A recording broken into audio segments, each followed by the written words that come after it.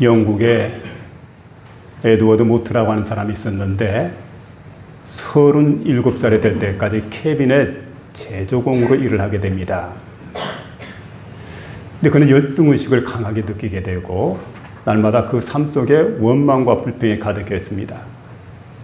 그리고 소망이 끊어져 버린 소망이 없는 인생을 살아가게 됩니다. 그러던 어느 날 그가 런던의 한 거리를 배회하다가 예배당을 보고는 예배당에 들어갑니다. 들어가 보니까 짐 하야트 목사라고 하는 분이 설교를 하게 되는데 그날의 설교가 거듭남의 도리에 관한 말씀입니다. 근데 말씀을 듣는 순간 가슴이 뜨거워졌습니다. 아, 내가 거듭나야 되겠구나. 거듭나야 하리라. 강렬한 소원을 갖게 됩니다. 근데 그 순간 성령께서 역사를 하셔서 마음속에 주 예수 그리스도를 생명의 구주로 영접을 하게 됩니다. 그리고 그가 확실히 변화가 되었습니다. 그는 이렇게 고백을 하게 됩니다. 나의 망치는 이제 노래하기 시작합니다. 나의 망치는 춤을 추게 됩니다. 그리고 나의 눈동자는 생기가 돌고 나의 마음속에는 생수가 솟아오릅니다. 왜냐하면 내가 예수 그리스도를 만났기 때문입니다. 여러분, 예수를 만났어요. 그리고는 그가 완전히 변화가 되었습니다. 근데 예전과 다른 삶이 아닙니다. 똑같은 목공 생활을 했지만 그런데 이제는 다릅니다. 행복한 목공이 되었습니다. 그리고 그는 삶 자체가 풍요로운 삶으로 바뀌게 되었습니다. 그리고 자신이 다녔던 그 목공소가 시간이 지나면서 자신의 소유로 바뀌어지게 됩니다. 점차 목공소가 커지게 됩니다. 그리고 그가 성공적인 사업가가 됩니다. 훗날 그는 하나님의 은혜를 생각하고 첫사랑을 생각하면서 찬송시를 작실하게 됩니다. 그때 지었던 찬송이 찬송 488장에 있는 이 몸의 수망 무언가 우리 주 예수뿐일세 우리 주 예수밖에는 미들이 아주 없도다. 주 나의 반석이시니 그 위에 내가 서리라 그 위에 내가 서리라 하는 그런 찬송입니다. 여러분, 그리스도 예수를 만나게 될 때, 예수가 내 마음속에 들어오게 될 때 우리는 진정으로 변화하는 역사가 있습니다. 행복한 사람으로 바뀌어지게 됩니다. 상황이 변한 게 아닙니다. 환경이 그대로입니다. 그러나 내 삶이 변화가 오게 되고 마음의 변화가 오게 되고 행복한 사나이로 바뀌어지는 그런 복된 역사가 우리 가운데 나타나는 겁니다. 오랜 기간 저는 그렇게 생각을 합니다. 이 장목에서 한 35년 정도 가까이 있었으니까 짧은 기간이 아니죠. 근데 여기서 이제 하나님 말씀을 전합니다. 말씀을 전하다 보면 다 여러분 심령이 보입니다. 은혜 받는 사람이 많이 있습니다. 아멘을 곧잘 합니다. 마음의 감동도 받습니다. 때로는 눈시울을 붉히면서 눈물을 흘리는 사람까지 있습니다. 근데 참 안타까운 것은 변화가 없다는 것. 변화한 사람이 그렇게 많지 않아요. 하나님의 세계는 변화의 세계입니다. 여러분, 아무것도 없던 공간에 하나님께서 말씀을 던져줍니다. 그때 여러분 그 공간이 아름다운 우주 공간으로 바뀌어지게 됩니다. 기가 막히죠. 언젠가 하나님께서 흙을 집어서 그 흙에게 하나님의 역사를 일으키게 됩니다. 그랬더니 사람으로, 남자로 변화가 됩니다. 남자였던 아담이 잠들었는 동안 딱딱한 갈빗대를 취해가지고 아주 부드러운 여성을 하나님께서 변화시켰습니다. 여성으로 변화시켰어요. 그런가 하면 여러분, 심부름꾼이었던 요셉이 있습니다. 애국으로 팔려가게 됩니다. 또 애입니다. 형편없습니다. 그런데 그를 여러분 애굽의 총리로 만드셨습니다. 그런가 하면 베들레헴에서 양떼를 치고 있던 목동 다윗. 정말 날마다 양똥이나 치고, 그리고 이제 캐캐 묵은 옷을 입게 되고, 뭐 형편이 초라하지 않습니까? 근데 그랬던 목동 다윗을 하나님은 이스라엘의 임금으로 변화시키게 됩니다. 갈릴리의 무식한 어부였던 베드로가 있습니다. 그 베드로를 우리 주님께서 그냥 그대로 두시지 않고 어느 날 그를 부르게 됩니다. 그리고 유능한 제자로 변화시켰던 걸 보게 됩니다. 여러분, 성경을 보게 되면 많은 사람들이 예수를 만나게 됩니다. 예수를 만나는 사람 하나같이 변화가 되었던 것을 보게 됩니다. 변화가 되었다고 하는 것. 안전뱅이가 일어서게 됩니다. 장님이 눈을 뜨게 됩니다. 창기가 새 사람이 됩니다. 그리고 죽었던 자가 살아나는 놀라운 변화의 역사가 나타나게 됩니다. 왜냐하면 예수를 만났기 때문에. 예수를 만난다는 것은 변화의 역사가 일어난다는 겁니다. 근데 오늘 여기 보니까, 오늘 본문의 말씀을 보면은 사람만 변하는 게 아니고 물체도 변화가 됩니다. 예수를 만난 갈릴리 가나의 혼인잔치집에 허드렛 물이 포도주로 변화가 되는 놀라운 역사가 일어났던 걸 보게 됩니다. 그래서 오늘 이 시간 저는 본문에 주어진 말씀을 통해서 변화합시다, 변화되어야 된다 하는 말씀으로 하나님 말씀을 전하려고 하는데, 이 말씀을 듣는 가운데 저와 여러분 마음속에 크신 은혜가 임할 수 있는 복된 시간 될 수 있기를 부탁을 드립니다. 근데 우리 예수님은 어떻게 변화시키냐면 부족을 풍족으로 변화시키는 분입니다.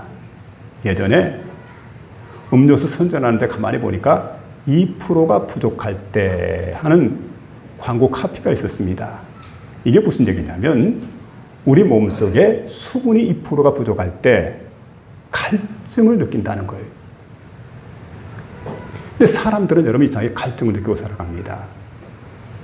어려서부터 사랑을 받아야 되는데 사랑을 풍족하게 받지 못했기 때문에 사랑에 대한 갈증을 느끼고 살아가는 사람, 복을 받지 못해서 갈증을 느끼는 사람, 건강이 좋지 못해서 건강에 갈증을 느끼는 사람, 많은 갈증을 느끼는 사람들이 있습니다. 세상은 그래요. 풍족한 사람이 별로 없는 것 같습니다. 모두가 다 갈증을 느끼게 되는데, 오늘 예수님이 초청받은 갈릴리 가나의 혼인잔치집에 예수님이 가셨는데, 자, 오늘 3절 말씀이 그렇게 말하지 않습니까? 포도주가 떨어진지라 예수님의 어머니가 예수에게 이르되. 자, 그러면서 이제 이 말씀을 지금 전하고 있는 걸 볼 수가 있습니다. 저들에게 포도주가 없다. 그럼 저들에게 포도주가 없다. 근데 여러분 생각해 보세요. 사람에게는 해결책이 없습니다. 저들에게 포도주가 다 떨어졌는데 사람의 방법으로는 도저히 해결할 수가 없습니다. 어떻게 해결할까요? 값을 주고 포도주를 살 만한 장소가 없습니다. 또 포도주를 금방 만들 수도 없습니다. 그렇다고 포도주 어디 가서 빌릴 수 없습니다. 참으로 입장난처합니다. 굉장히 창피를 면치 못할 그런 입장 가운데 있습니다. 아주 당황할 수밖에요. 근데 마침 그 장소에 예수님이 계셨다고 하는 겁니다. 여러분, 사람에게는 방법이 없지만 예수님께는 방법이 있습니다. 그런데 놀랍게도 우리 예수님께서 허드렛 물을 담아두는, 그러니까 결례 항아리라고 하는데 유대인들이 밖에서 이렇게 들어올 때 손을 씻기도 하고 발에다 물을 뿌리기도 하는 그런 항아리 통에 물이 있는데 그 물이 다 떨어졌어요, 시간이 지나면서. 근데 그 결례 항아리에 물을 채우라. 6개 항아리다가, 큰 항아리다가 물을 가득히 채웁니다. 그리고 그 물을 갖다가 예수님께서 포도주로 바꿨습니다. 그러니까 여러분, 부족이 어떻게 됩니까? 부족이 풍족으로 바뀌게 됐다는 거죠. 시편 23편 1절에 보니까 여호와는 나의 목자시니 내게 부족함이 없으리로다. 주께서 내 원수의 목전에서 상을 베푸시고 기름으로 내 머리에 바르셨으니 내 잔이 넘치나이다. 부족함이 없어요. 내 잔이 넘칩니다. 이런 은혜를 주께서 허락하신다는 사실이죠. 주님은 부족을 풍족으로 바꾸시는 그러한 능력이 있는 분임을 믿으며 살아가는 저와 여러분 되시길 바랍니다. 우리 주님께서는 요한복음 10장 10절에도 보니까 내가 온 것은 양으로 생명을 얻게 하고 더 풍성히 얻게 하려 함이라 이렇게 말씀했습니다. 예수님 오신 목적은 우리를 풍성하게 하시기 위해서. 한 청년이 미국에서 시골에 살고 있었는데 큰 꿈을 품고 대도시였던 뉴욕에 올라갑니다. 거기에 이제 올라가서 보니까 마땅히 할 만한 게 없습니다. 그래서 어떤 날 바닷가를 쭉 거닐고 있는데 마침 그때 복음을 전했던 사람이 그를 발견했습니다. 그리고는 그에게 복음을 전합니다. 거기서 끝나지 않고 삶의 방법을 가르쳐줘요. 어떻게 하면 잘 살 것인가. 그러다가 그 청년에게 묻습니다. 청년, 잘 할 줄 아는 게 뭔가 하고 물어보니까 내가 어렸을 적에 집에서 아버지와 함께 비누를 만들어보고 양초를 만들어봤습니다. 아, 그래. 그러면 저쪽에 가면 비누 공장이 있는데 비누 공장에 한번 취직을 해보라고. 그리고 앞으로 매달 월급을 타게 될 터인데 월급을 타게 되면 꼬박꼬박 하나님께 10의 1조를 드리라고. 그리고 하나님이 더 복을 주시거든 10의 2조를 드리고 더 주시면 10의 3조, 10의 4조까지 한번 드려보라고. 그랬더니 그가 고맙다는 인사를 합니다. 아저씨 고맙습니다. 참 고맙습니다. 세상에 이렇게 고마운 분이 어디 있어요? 그런데 이제 그의 손을 꼭 잡고 축복하면서 기도를 해주게 됩니다. 그리고는 사라져 버렸어요. 근데 그때부터 그가 공장에 취업을 했습니다. 열심히 일하게 됩니다. 그리고 월급 받을 때마다 매달 꼬박꼬박 10의 1조를 하나님께 드리게 됩니다. 그런데 여러분, 하나님이 그 일이 잘 풀리게 해줘요. 잘 되게 해줍니다. 그래서 나중에 하나님께 큰 복을 받았는데 얼마나 복을 받았냐면 그 공장을, 자신이 다녔던 공장을 인수할 정도까지 복을 주시더라는 거죠. 그는 공장을 확장을 했습니다.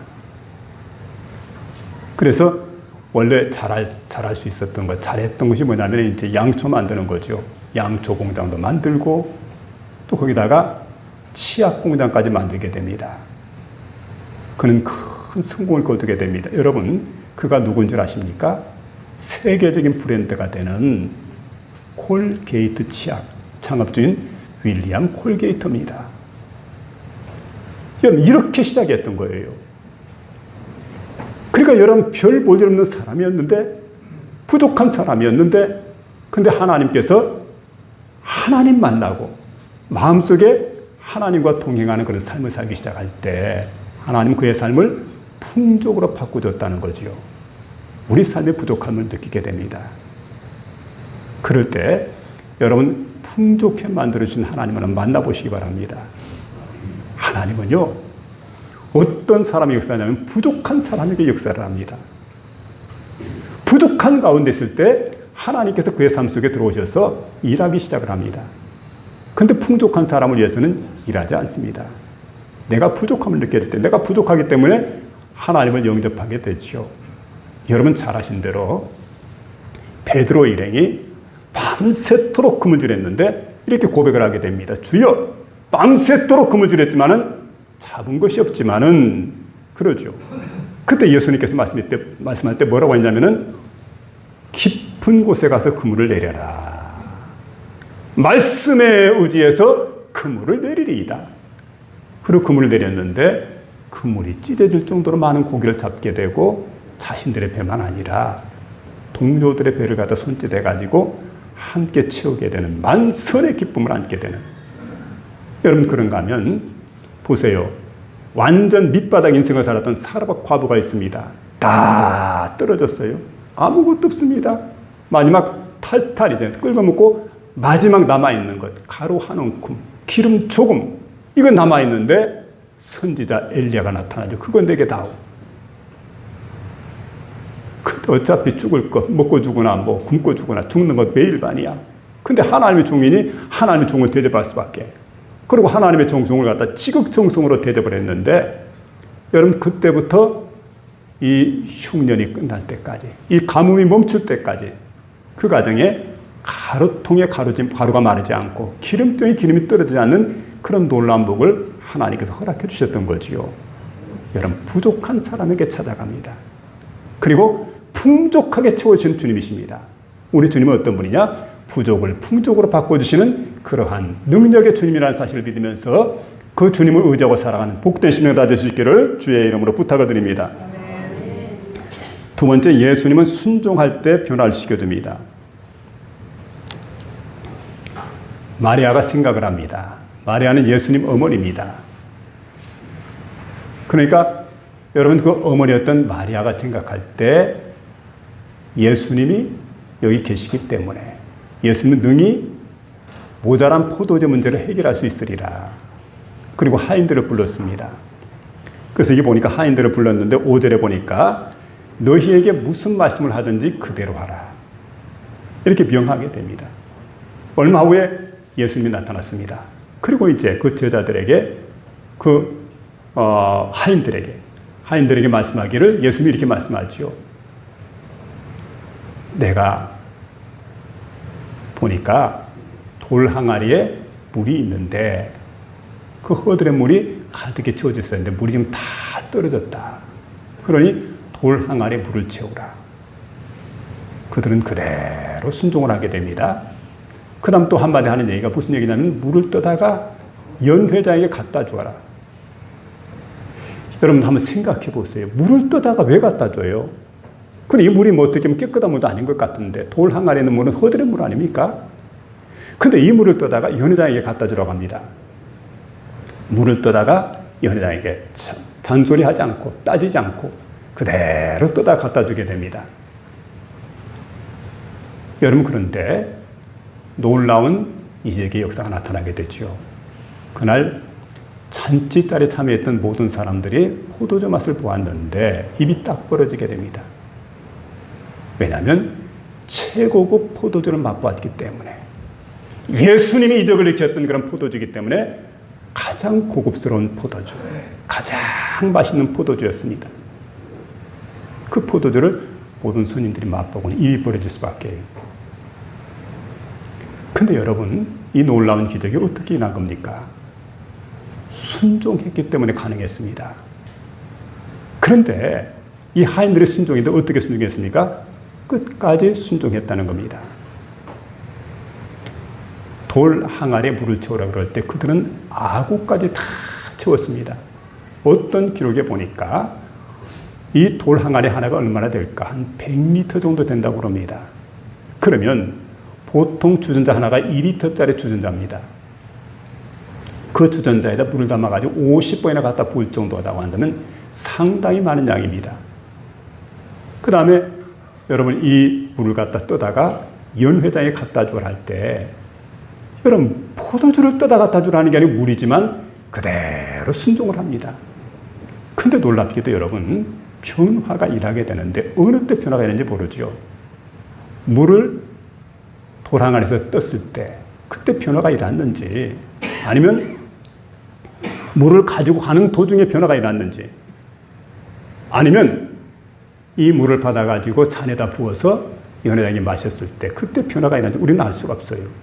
그런데 분명한 것은 이들이 순종했다고 하는 것, 끝까지 순종했다고 하는 것. 하인들이 끝까지 순종하게 될 때 놀라운 기적의 역사가 일어났던 걸 보게 됩니다. 기적은 왜 일어났느냐? 순종했기 때문에. 얼마나 순종했느냐? 끝까지 순종했기 때문에. 여러분 이게 기적의 역사를 일으키는 법입니다. 이런 복된 삶을 살아가는 저와 여러분 다 될 수 있기를 부탁을 드립니다. 순종은 기적의 열쇠입니다. 순종은 하나님의 역사를 체험하는 통로가 됩니다. 순종할 때 순종하는 사람에게 하나님은 능력을 베푸십니다. 아무나 능력을 받는 게 아니죠. 순종하는 사람이 능력을 받게 됩니다. 놀랍게도 멕시코라고 하는 어떤 부족에게는 두 가지가, 그러니까 믿음과 순종이라고 하는 말이 있는데 우리는 믿음과 순종이 확실히 구분되는데 이 부족에게는 믿음과 순종이 구분되지 않는다는 거죠. 그래서 믿는다고 한다면 반드시 순종을 하게 되어 있다. 이게 그 사람들의 삶의 원칙이에요. 믿으면 순종한다. 우리가 여러분 하나님을 믿으면 순종을 해야 되는데 믿음 따로 순종 따로 이러면 안 되죠. 믿음에서 절대로 불순종한다고 한다면 이건 믿음이라 볼 수가 없습니다. 언제나 믿음이 순종으로 나타나야 됩니다. 여러분 노아가 있습니다. 한 번도 홍수를 본 적이 없습니다. 한 번도 그가 배를 만들어 본 적이 없습니다. 설계도를 본 적도 없습니다. 근데 하나님은 어떤 날 노아에게 말씀하죠. 노아야, 이 하나님, 넌 방주를 좀 만들어야 되겠다. 방주를 만들어다오. 근데 노아가 여러분 그 말을 들으면서 아니요 소리가 없습니다.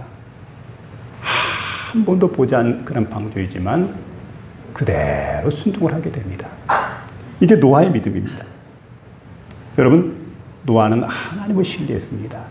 이해가 되어서 순종한 게 아닙니다. 하나님을 믿었기 때문에. 내게는 방법이 없지만 하나님께는 방법이 있어요. 그리고 이게 바로 하나님의 뜻이다. 그리고 하나님 명령하시는데 다른 생각하지 않습니다. 이해가 되지 않습니다. 계산하지 않았습니다. 그러나 하나님을 신뢰했기 때문에 순종했다고 하는 것, 믿었기 때문에 순종했다고 하는 그런 말씀입니다. 이것이 진정한 순종이라고 볼 수가 있습니다. 순종은 이해가 되어서 하는 게 아닙니다. 하나님을 신뢰하기 때문에 하는 겁니다. 순종은 내 생각보다 하나님 말씀을 앞세우는 것이 순종입니다. 내 인생의 주권을 하나님께 온전히 맡기는 것, 이게 바로 순종이라고 하는 겁니다. 여러분, 지금은 월드컵 기간입니다. 북중미 쪽에서 이렇게 이제 월드컵이 지금 치러지고 있는데, 우리가 여러분 월드컵 하면 제일 신났던 월드컵이 아마 2002년도 한일 월드컵일 겁니다. 그때 우리가 어떤 사람이 골키퍼였냐면은 여러분 잘 아는, 아마 그 선수는 기억하면 이 선수는 잘 기억하지 못할 거예요. 당시에 이제 그 우리나라 사람들에게 최고로 인기가 좋았던, 그러니까 기술도 화려했고 그리고 아주 훌륭한 그 축구 선수였는데 바로 여러분 김병지라고 하는 꽁지머리 선수가 있었어요.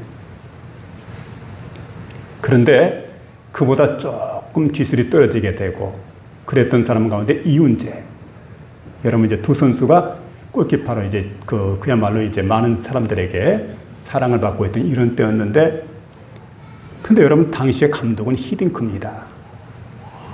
이 골키퍼를 데리고 1년 전에 홍콩으로 갑니다.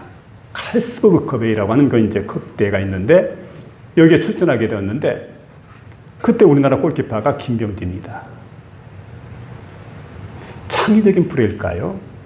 골키퍼가 공을 몰고 하프라인까지 올라갔습니다. 근데 그만 거기서 뺏겨버렸어요. 상대방이 공격을 합니다. 거의 골을 먹을 뻔했는데 수비수가 가까스로 골을 갖다 걷어냈습니다.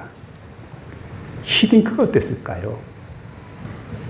여러분, 노발대발하죠. 그러니까 그는 원했던 게 뭐냐면 감독의 전략과 지시를 갖다 충실히 이행하는 선수, 그게 진짜 선수다. 화려한 플레이, 능수능란한 개인기 필요 없다는 거죠. 그래서 여러분, 우리가 지금 축구 경기를 봅니다만은 제일 중요한 것은 얼마나 그 팀에 뛰어난 선수가 많냐가 문제가 아니죠. 얼마나 감독이 원하는 전술을 선수들이 잘 따라주고 그 전략대로 지금 한 팀을 이루었느냐. 그러니까 여러분 이게 뭐냐면 경기를 잘하는 몇 사람이 아니라 전체가 조율이 돼가지고 원팀을 이루는 거예요. 이런 팀을 이루기를 원했는데 노발대발하게 되죠. 그래서 여러분 나중에 가까스로 그 김병지 선수가 대표 선수가 되긴 하지만 결국 월드컵 할 때 처음부터 끝까지 이훈재 선수가 계속 출전하는 거예요. 그리고 그는 세계적인 골키퍼가 됩니다. 그리고 여러분 김병지 선수는 단 1분도 경기에 출전한 적이 없었던 그래서 여러분 여기 보면은 바로 그 얘기죠. 하나님도 마찬가지. 얼마나 뛰어난 능력을 갖추었느냐. 얼마나 대단한 사람이냐. 하나님 그것 보지 않습니다. 얼마나 하나님 말씀에 순종하느냐. 얼마나 하나님 명령을 따르느냐. 하나님의 전술과 지시, 그걸 성실히 이행하는 사람이 누구일까 보고 있다가 그런 사람을 하나님이 귀하게 쓰신다는 사실이죠. 그래서 언제나 여러분 순종하는 일꾼들이 다 될 수 있기를 주의 이름으로 부탁을 드립니다. 순종이 있는 곳에 역사가 있어요. 순종이 있는 곳에 기적이 있다는 말씀이에요. 바로 순종해서 이와 같은 복된 역사를 일으키는 저와 여러분 다 될 수 있기를 부탁을 드립니다. 마지막 세 번째 보니까 예수님은 처음보다 나중을 더 좋게 변화시켰다는 겁니다. 연회장이 신랑을 불렀습니다. 그러고 말하죠. 10절에 보니까 이렇게 말하게 됩니다. 사람마다 먼저 좋은 포도주를 낸 후에 취하고 난 다음 낮은 것을 대거늘 그대는 지금까지 좋은 포도주를 두었도다. 이렇게 말하고 있습니다. 세상의 방식을 보게 되면 처음에는 좋은 게 나와요. 나중에는 별로 안 좋은 게 나옵니다. 그래서 개업식 하는 곳에 가봅니다. 가서 보면 개업식 하는 집에 가서 보면 여러분 다 보세요. 식당이라든지 이런 데 가서 보면은 처음에는 뭐 음식도 맛있고 서비스도 기가 막힙니다. 근데 시간이 지나서 가보게 되면 옛날과 달라요. 음식 맛이 변했습니다. 서비스가 달라지게 됩니다. 이게 세상의 모습이라고 한다면 주님은 그렇지가 않습니다. 주님은 처음보다 나중에 훨씬 더 좋아진다는 거죠. 우리가 예수를 믿으면 그래야 돼요. 예수를 믿은 사람은 처음보다 나중에 더 좋아져야 된다는 것. 어떻습니까? 예수를 믿는데 갈수록 퇴보한다고 한다면 갈수록 인격에 문제가 생긴다고 하는 이거 문제가 있잖아요. 진짜 예수 믿는 사람은 갈수록 좋아지는 사람이 예수를 믿는 사람이다. 왜냐하면 예수님은 나중이 좋기 때문에 처음보다. 우리 하나님 나중에 처음보다 좋습니다. 믿음의 연수가 되어 갈수록 인격이 성숙해져 갑니다. 사랑이 깊어져 갑니다. 감사가 많아집니다. 그리고 삶이 아름다워집니다. 교회를 오래 다녔는데도 변화가 없다. 그러면 우리에게 문제가 있다는 겁니다. 영국의 시인이며 찬송가였던 윌리엄 카우퍼라고 하는 분이 있습니다. 젊은 시절에 유능한 변호사였습니다. 그런데 심각한 정신질환, 우울증이 찾아왔습니다. 여러분 우울증이라고 하는 질병 아닙니까? 몇 번씩 자살을 시도를 하게 돼요. 자살도 아무나 하는 게 아니죠.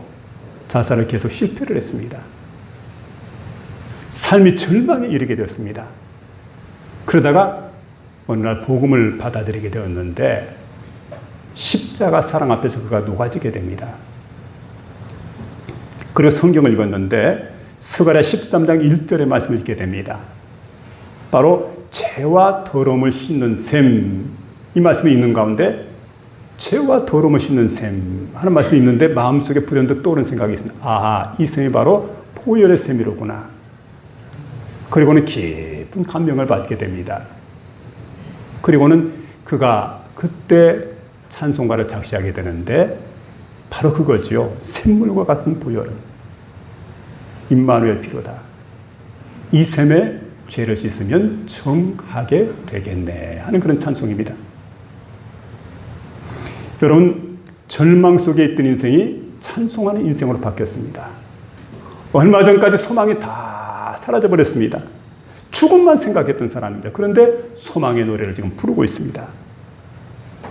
예수님께서 그의 인생을 바꿔주셨어요. 처음보다 나중에 훨씬 더 아름답게. 이게 예수님을 만난 사람들의 삶의 특징인 걸 볼 수가 있습니다. 톨스토이는 이렇게 고백을 합니다. 그리스도의 말씀을 믿게 됐을 때 나의 모든 삶이 변했다. 이전에 바랐던 것이 이제는 내가 더 이상 바라지 않는 것이 되었고 이전에 바라지 않던 것이 바라는 것으로 바뀌어지게 되었다. 여러분 그리스도를 만나게 되면 삶의 가치관의 변화가 옵니다. 인생관의 변화가 옵니다. 세계관의 변화가 옵니다. 완전 달라집니다. 예전에 좋았던 것이 이제는 좋지 않습니다. 예전에 내가 별로 기쁘게 생각하지 않았던 것이 이제는 소중한 것으로 여겨지게 됩니다. 왜냐하면 예수님께서 오셨기 때문에, 내 인생에 변화가 왔기 때문에 그렇습니다. 예수님 만나면 오늘보다 내일이 좋아집니다.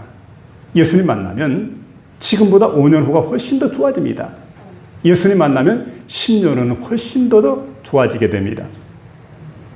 예수님 만나는 사람, 여러분 새로워지고 하나님께서 아름답게 빚어가실 겁니다. 그러면 여러분 낙심하지 마시기 바랍니다. 아직 부족해도, 조금 힘들어도 주님과 함께 걸어가는 사람, 여러분 끝이 좋은 사람입니다. 오늘 혼인잔치는 그걸 우리가 말씀해 주고 있습니다. 시작은 미약하지만 끝이 좋아지는, 아름다워지는 복된 삶을 살아가는 저와 여러분 다 될 수 있기를 주의 이름으로 축원합니다.